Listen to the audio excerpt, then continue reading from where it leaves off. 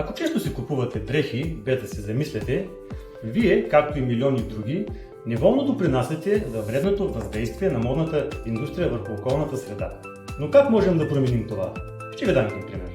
Намираме се във фабрика, която залага на устойчивата мода. Произвеждат се по-малко, но висококачествени дрехи, които могат да се носят по-дълго време.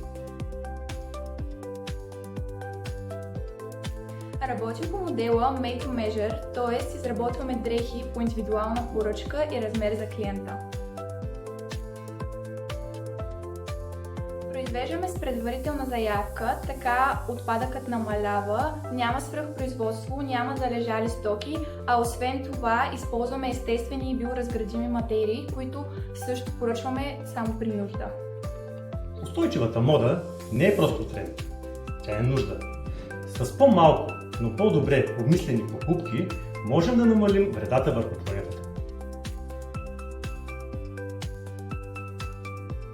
Знаете ли какъв процент от всички текстилни продукти, пуснати на европейския пазар, се унищожават без никога да бъдат използвани? 0%, 4 до 9% или 70 до 80%?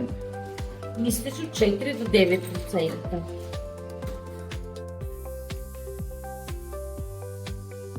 Знаете ли какъв е средният процент на връщане на дрехи, закупени онлайн в Европа?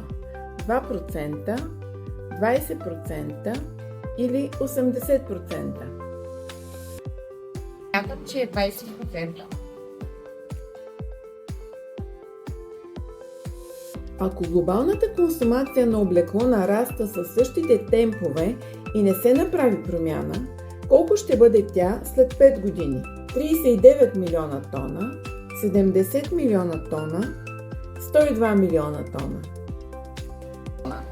Мисля, че 102 милиона тона.